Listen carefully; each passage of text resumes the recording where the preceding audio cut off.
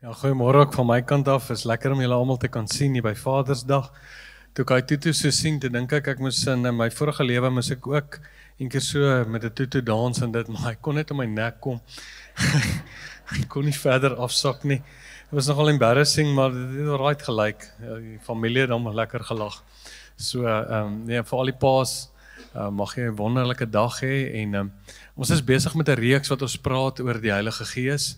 En die uitstorting van die Heilige Gees en hoekom die Heilige Gees aan ons gegee is, eintlik meer die groter rede hoekom dit vir ons aan ons gegee is. En ek dink ook vandag, maak nie saak wat soos Arno gesê het, wat 'n spasie jy instaan as 'n man nie. Op een of ander manier vervul ons baie keer 'n vaderlike rol, gee ons raad as ons mentors vir ouens en kyk hulle net op na ons. En ek dink ook daar kan die Heilige Gees ons so help en ons bystaan en vir ons wysheid gee. En almal van ons wat hier is, speel op een of ander manier, speel ons so 'n rol. So, ja nee, ek dink, dis hoekom God sy Gees aan ons gegee het.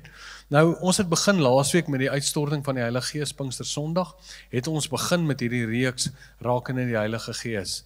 En ek dink die rede hoekom ons daaroor wil praat is, daar is soveel verskillende belewennisse, ervarings, teologie, sieninge, wat mense het rakende die Heilige Gees, die werking van die Heilige Gees en hoekom die Heilige Gees aan ons gegee word. Maar dit is so belangrik dat ons daaroor sal gesels en sê, maar wat sê die Bybel daaroor? Ek dink ons het laasweek vir mekaar gesê en ek gaan dit herhaal in hierdie hele reeks, dat die vertrekpunt is hoe ons die Bybel verstaan, is dat as 'n mens die dag sê, ja vir Jesus Christus, met ander woorde die dag wanneer jy 'n Christen word, daardie dag ontvang jy die Heilige Gees.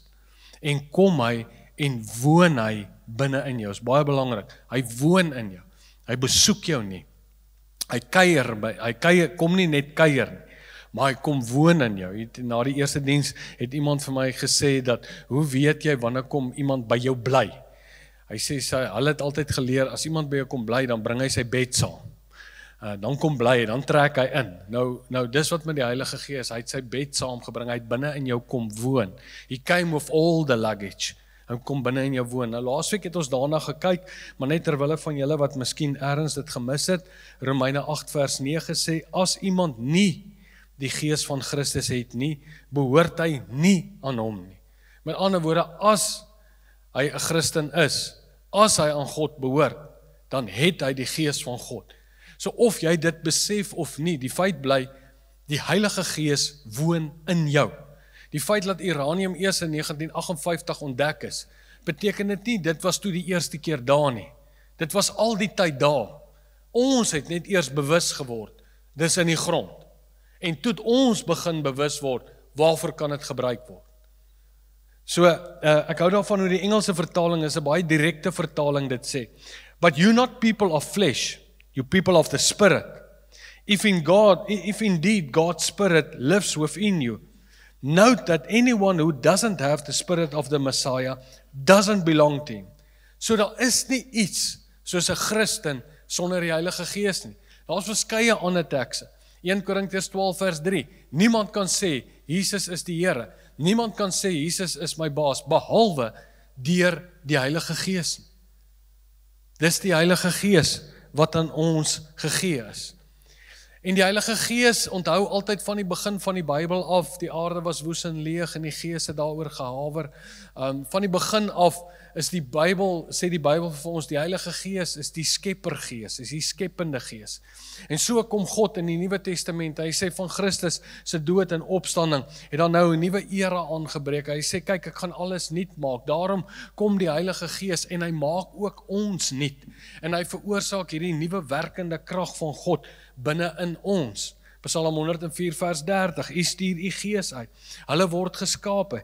U maak die gelaat van die aarde nuut. So die Heilige Gees woon binne in elke ene van julle wat vandag hier sit en wat sê ek behoort aan God. En wat jy moet verstaan van dit is, soos ek gesê het, hy het nie kom kuier nie, maar hy woon in jou. Hy woon. Hy's daar. Of jy bewus is daarvan of nie, hy's in jou. 24/7/365. Romeine 8. Hoor wat sê hy, as die gees van hom wat Christus uit die dode uit opgewek het, in julle woon. Hy sê, sal hy wat Christus uit die dode uitgewek, ook so julle sterflike liggame lewend maak, deur sy gees wat in julle woon. Ek het anders te groot geword. Ek het groot geword in 'n kerk wat vir ons die besoekers teologie verkondig het. Ek het groot geword in 'n kerk wat vir ons die visitation teologie verkondig het. Ek was nie in 'n kerk wat vir my groot gemaak het van 'n indwelling spirit nie. En ons moes altyd God se gees soek. Ek is honger na U. Ek bid teen die ceiling vas. Maar hy's dan in jou. Ceiling is ver. Hy visit jou nie net nie. Maar hy kom woon in jou. En jy moet hoor hoeveel van ons liedjies wat ons sing, hoeveel van die goed wat ons hoor, sal mense vir jou sê, kom ons bid, please, reign on us. Maar hy woon dan in jou, as die Bybel die waarheid is. En nou wil ons die vraag kom vra, maar hoe woon hy in jou? Wat wil die Heilige Gees dan in ons doen? En uit die Nuwe Testament uit, en so kan mense seker baie goed noem, is daar hoofsaaklik 3 goed waarna ons oor 4 weke gaan kyk. Laasweek het ons vir mekaar gesê, die Heilige Gees word teenwoordig, hy maak die teenwoordigheid van Jesus en van God die Vader, die volheid van die Godheid, woon in julle. Ons het laasweek vir mekaar gesê, hy's persoonlik teenwoordig in jou lewe. Vandag gaan ek met jou praat oor die feit dat die Heilige Gees transformeer ons van die ou sondige mens wat ons was. Onthou wanneer ons van sonde praat, hamartia, om die doel te mis. Mense wat in 'n gevangenskap was, mense wat hulle doel gemis het. Hy verander ons, hy transformeer ons, sodat ons nou in hierdie volmaakte vryheid, sodat ons nou in hierdie mens kan word wat God bedoel het ons moet wees. Gaan ons vandag oor gesels. En dan die volgende 2 weke daarna kom die Heilige Gees en hy bemagtig ons met energie, met leiding, met gawes om die missie van God uit te kan leef. Ons het laasweek ook vir mekaar gesê wat baie duidelik is dat ons moet sien wanneer die Ou en Nuwe Testament van die Heilige Gees praat, dan vergelyk hy die Heilige Gees met wind. Hy praat oor die Heilige Gees, asem, ruach is wind. En onthou as 'n mens dink aan wind en jy dink aan 'n seilboot. Hier's die geheim, dis wat ons moet leer. Ons moet nou leer hoe om die seile te hanteer en hoe om met die seile te werk, sodat die wind, want die wind is daar. Die wind is hier, mense. Hy's hier. Maar jy moet leer in jou lewe, hoe om hierdie wind so te maak dat die seile kan bol, laat die boot kan vaar. Die wind kom nie eendag nie. Die wind is hier. Ons mense moet dit besef, op hierdie oomblik, hy's hier, en ek moet leer om met hierdie seilboot en die seile te werk, sodat die wind my kan stuur, en om dit te kan doen, is energie, en dis krag, en dis inspanning. Baie keer dink ons, dit gebeur alles, sommer maar net, genade is verniet. Die feit dat jy kind se God, die feit dat jy God se kind is, dis verniet. Maar jy moet verstaan, om nou hierdie nuwe lewenswyse van die ou na die nuwe oor te beweeg, om daardie gewoontes aan te leer en dit in te oefen en te verstaan hoe werk die wind. Dis inspanning. Dit vat effort. Dis gehoorsaamheid. So, dis waarby ons laas geëindig het. Johannes 3 vers 7 en 8 kan jy daaroor gaan lees. En ons moet verstaan dat die wind, die Heilige Gees, beteken dat hy in ons is, het ons nie 'n lewe van ek is 'n toeskouer nie. Hoeveel mense kry ek wat vir my sê, ek wag op die Heilige Gees. Ek wil iets oorkom as hulle sê. Die laaste keer wat God gesê het, gaan wag is 2000 jaar terug. Dis uitgestort. Ons moet aktiewe deelnemers word. Hy's in jou. So, die wind het gekom, hoe span ek die seile? Dis effort. Vandag dan, die Heilige Gees transformeer ons van 'n sondige mens na 'n nuwe mens wat God se beeld en heerlikheid weerspieël. Kom ons lees. Ek wil vandag vir jou net lees, en jy kan die hele hoofstuk gaan lees op jou eie, ons het nie die tyd daarvoor nie, maar Galasiërs 5 vanaf vers 13. Hy sê die volgende, hy sê, want julle is tot vryheid geroep, broers. Gebruik nie net julle vryheid as 'n aanleiding vir die vlees nie, maar dien mekaar deur liefde. So wanneer ons oor die Gees wat nou in jou woon praat, dan begin hy so, hy sê, want julle is tot vryheid geroep. Wat is vryheid? Volgens die Bybel. Wanneer 'n Jood gehoor het vryheid, waar het sy kop gaan draai? Sy kop het gedraai van vryheid, praat van, ek is vry van iets. Wat was daai iets vir 'n Jood? Dadelik het die storie in sy kop gekom van die storie van Moses, Israel, die Egiptenare. Die Here wat Moses gestuur het om die volk te bevry, te verlos van slawerny. Vryheid beteken, ek is los van slawerny. Hebreërs, die hele jaar wat ons al met jou daaroor praat, sê, die volmaakte offer het gekom, Christus het gekom, want hy het ons verlos uit die mag van slawerny. Ons het in 'n toestand van slawerny verkeer. Nou kom vryheid en sê, ek is vry daarvan. Maar weet jy, interessant, as jy na die storie gaan kyk in die Bybel, en jy kyk na die storie van Israel, die Egiptenare, die oomblik toe God hulle vry gemaak het, en hulle is nou op pad na die beloofde land toe, is vir my interessant, die volgende ding, die eerste ding wat God toe vir hulle gee, is die wet. Maar wette maak jou vas. Wette maak dat jy nie vry is nie. As ons die wette gehad het, het jy 150 kilos, 200 kilos 'n uur gery. Maar wet sê jy is beperk. Maar God sê ons is vry. Jy gesien, maar God se bedoeling met die wette was, dat die volk Israel moes nou die mense word wat hy bedoel het om te wees, en hulle sou 'n lig vir die nasies gewees het, sodat die nasies sou agterkom, hoe was dit nou om onder hierdie onsigbare God te staan en hom te dien, en hulle sou die nasies aangesteek het. Maar toe doen die wet dit nie. Toe verval die Jode in die wette, en hulle maak nog meer wette. En die bewys dat jy die wet aanvaar het, jy moes jou laat besny het. So op 8 dae is die seentjies besny. Dit was alles, dis hoekom die Bybel praat van die werke van hierdie wette wat gedoen is. So die wette kon dit nie vervul nie. Maar toe kom Jesus, die volmaakte offer. En wat doen hy? Hy verlos ons ook, net soos hulle daai tyd. Hy verlos ons ook, Nuwe Testament, uit die mag van slawerny. Maar wat doen hy toe? Hy vaar op na die Vader. Waar is die Vader? Die Here het skepping 2 dele gemaak, sienlik en onsienlik, hemel en aarde. En hy gaan na die Vader toe, in die hemele. En wat ontvang hy by die Vader? Die belofte van die Vader, die Heilige Gees. Onthou jy Jeremia, Romeine 2 sê, daar gaan 'n dag aanbreek, wanneer die wette nie meer op julle harte op julle kliptablette geskryf is nie, maar op julle harte geskryf sal word. En Jesus vaar op na die Vader toe, en hy bring die belofte van die Vader, die Heilige Gees, en die kom nou en woon in ons. Nou kan ons regtig op die plek kom om hierdie nuwe mense te word, wat die beeld en die heerlikheid van God uitdra. Nou kan ons op die plek kom waar God regtig in ons kom woon. Hy woon in jou, sodat jy nou kan uitbeeld wat dit is om onder hierdie koning, soos in die hemel en so op die aarde, onder hierdie koning te staan, en nou sy beeld te wees daar na buite. So as mense jou sien, en mense kyk hoe jy optree oor jou finansies, oor jou huwelik, seks, money and power, dan kyk hulle hoe jy reageer met die teenoorgestelde gees, en dan sê hulle, ek soek dit ook. Want die Bybel sê, God het gekom om ons lewe en dit in oorvloed te gee.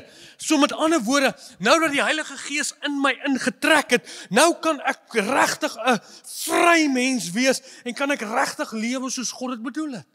Vryheid in die Bybel beteken nie ek kan doen wat ek wil nie. Vryheid in die Bybel beteken ek word die mens wat God bedoel het ek moet wees. Hierdie mens wat lewe met lewe. Toe hulle na Johannes toe kom op sy ou dag, en hulle sê vir hom, hey, luister hierso, wat het jy by Jesus geleer? Vertel jou van Jesus. In hom is lewe. En die lewe wat hy vir my gee, is die lig vir die wêreld. Dis vryheid. Dis vryheid. En nou kom die Bybel hier en hy sê, luister, nou lees ek hom weer vir jou. Nou roep God ons, want hy staan ons nou aan hierdie kant van die storie. Hy staan ons nou aan die Nuwe Testament. Hy staan ons nou uit die mensdom bevry van die mag van sonde. En nou leef ons hier op hierdie aarde. Nou leef ons hierso. Nou staan hy hier onder die nuwe koning. Hy's nou die koning van hemel en van aarde. Aan my gee alle mag in die hemel en op die aarde. Hy's nou, vandag is hy die koning van hemel en aarde. Hebreërs sê, ons sien dit nog nie alles nie, maar ons sien Jesus. Ons weet dit gaan alles gaan gebeur. Nou roep hy ons as vry mense. Hy roep ons mense wat bevry is van die mag van slawerny. Hy roep ons om nou na hom toe te kom, en soos jy na hom toe stap, so word jy verander na sy beeld. En nou word ons mense van die gees en die vlees, wanneer die Bybel praat hier van vlees en gees. Vlees is nie hierdie pakkie nie. Dis 'n toestand. Gaan lees daar, Galasiërs 5, hier vanaf vers 16, 17, 18. Gaan lees die werke van die vlees. Hy sê nie die werke van die vlees as 'n arm of 'n been of 'n knie of 'n iets nie. Of 'n galblaas. Hy sê die werke van die vlees, dan noem hy dit. Dit behoort aan daai system, aan daai filosofie. En hier is die werke van die vrug van die gees. En dan sê hy, die vrug van die gees is liefde, want liefde, wat sê Jesus die dag, Johannes 13, dag voor hy gekruisig is? Hy sê, luister, ek wil vir julle 'n nuwe gebod gee. Ek gee vir julle 'n nuwe ooreenkoms. Ek gee vir julle 'n nuwe manier van lewe. Want dis waartoe hy ons roep. Hy sê die basis sal wees, julle met mekaar lief hê soos ek julle liefhet. Liefde vorm nou die basis. Dis hoekom hy in hierdie gedeelte skryf. Luister wat sê hy. Hoor nou mooi, as ek weer die teks lees. Want julle, vers 13, wys hom gou, want julle is tot vryheid geroep. Ek kan nie anders dan net om te dink, dis nie op die bord nie, maar ek dink sommer nou daaraan. Jakobus 1 vers 25. Wat sê Jakobus 1 vers 25? Hy sê die volmaakte wet van die vryheid. Hier, ek moet dit lees. Bly jy daar? Waar is Jakobus nou? Want hy gaan hom so mooi verduidelik. Kom, Jakobus, waar kruip jy weg?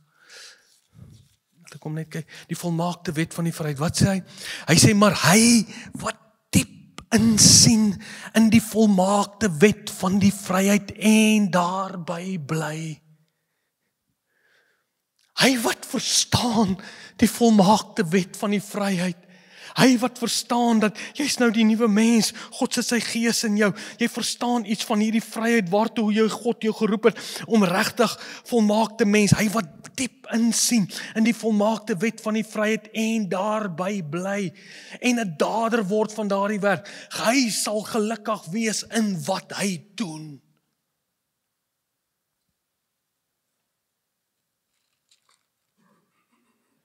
Nou sê Paulus vir ons hier in vers 13. Want hy het tot die want julle is geroep tot vryheid, broeders. Gebruik nie net julle vryheid as 'n aanleiding vir die vlees nie, maar dien mekaar in liefde. En dan begin hy in vers 16. Dan sê hy sê maar ek sê, want jy moet nou verstaan. Hy sê maar ek sê vir julle, wandel in die gees. Vlees, gees. Vlees, oude mensie. Gees, God se dit wat Christus Jesus, sy dood en sy opstanding, wandel nou in die gees. Hy het nou sy gees aan ons gegee. Wandel in hierdie nuwe lewe dimensie. Hy sê wandel. Wat beteken die woordjie wandel? Wandel beteken, onthou nou in die Bybelse tyd, daar was nie karre nie, daar was nie fietsse nie, daar was niks. So hulle dorpies, as jy saam met ons weer gaan Israel toe, wanneer ons ooit eendag weer kan gaan, hulle dorpies is nogal ver uit mekaar uit. Hulle het gestap. Dit was soos die wildernis, die stap wildernis toe. Ek dink dit is nogal baie ver. Of jy stap Mosselbaai toe. So jy besluit nie, oggend jy word hier wakker en dan klap jy 'n toon en jy loop nie in die spoed van lig nie. Jy wandel. Want hulle het nie selfone gehad en daai goed nie. So Emmausgangers het gewandel. So wat doen hulle? Partykeer het hulle so by mekaar ingehaak. Hulle loop rustig en al wat hulle het is om met mekaar te praat. Waaroor te praat? Hulle lewe. Hulle het nie TV nie, hulle het nie daai goed nie. Ek kan nie oor nuus praat, jy weet wat gaan nie. Hulle wandel, is 'n rustige strol, is 'n rustige loop, is my manier.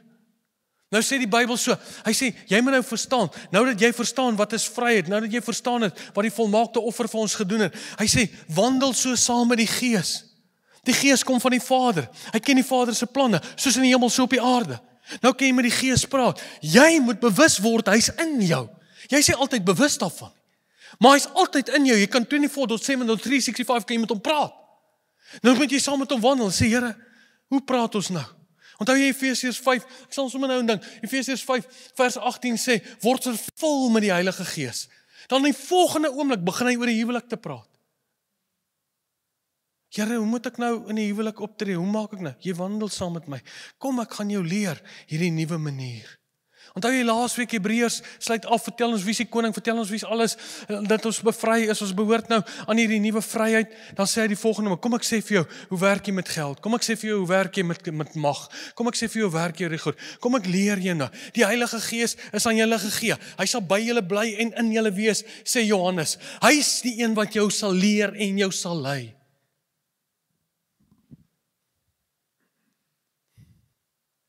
So hy is die een wat ons transformeer.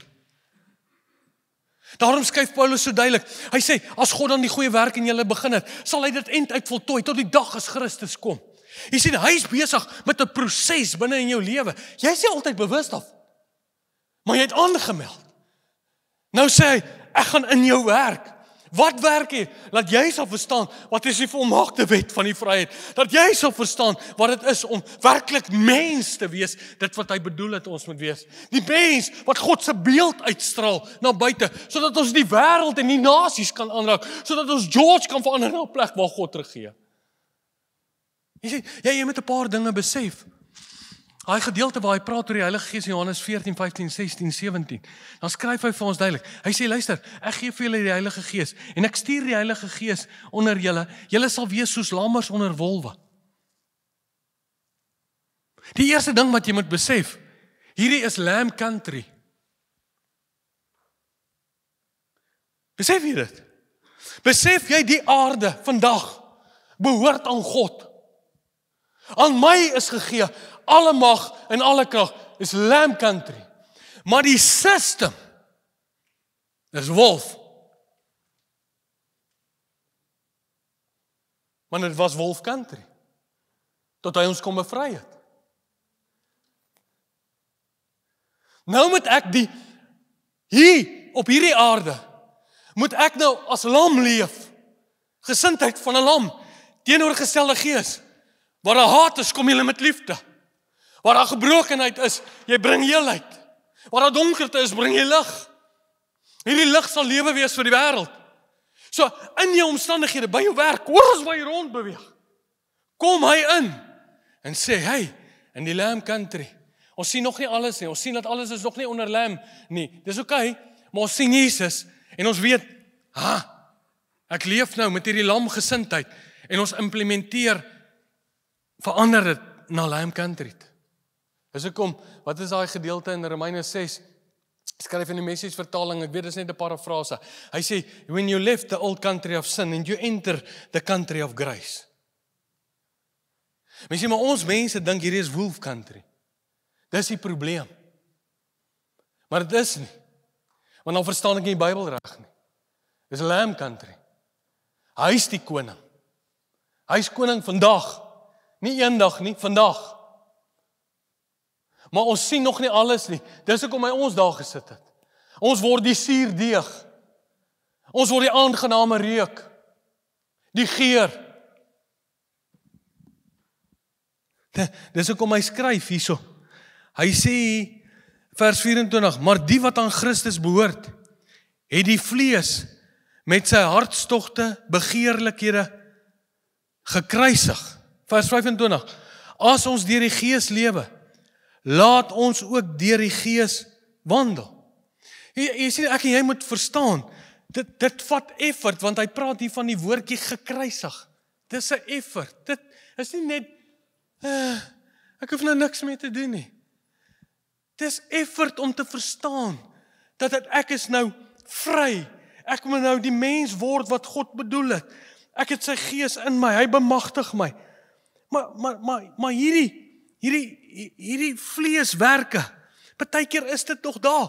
Iemand jaag met sy bakkie voor my in. Dan sit ek in my kop, ek sien hoe draai ek sy arm af. Want jy het al boor my gery. As jy boor my gery, dan kom jy eens agter as ek. Maar baie vriendelik. Toe maak ek ook baie sulke stories.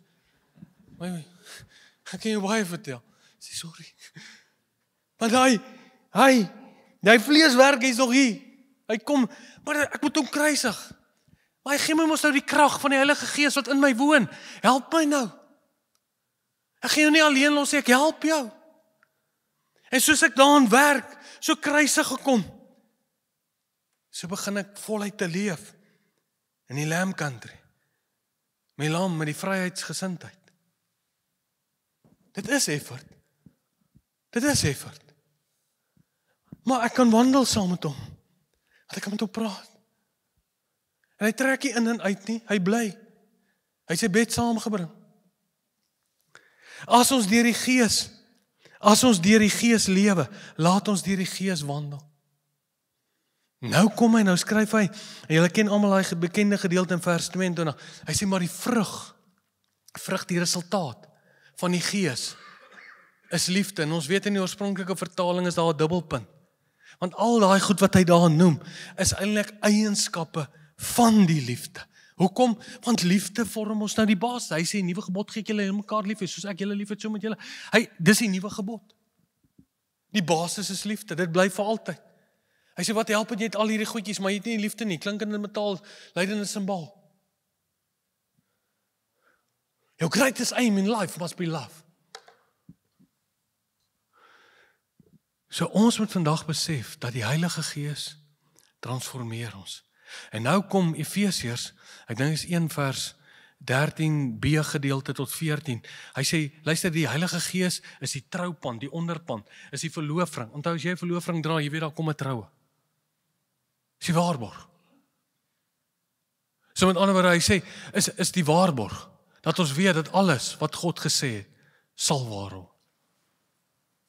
Maar jy moet besef, die Heilige Gees is in jou. En hy leef, hy bly, hy woon. Die mens is sy adres. En hy is besig met 'n groot werk in jou lewe. Amen.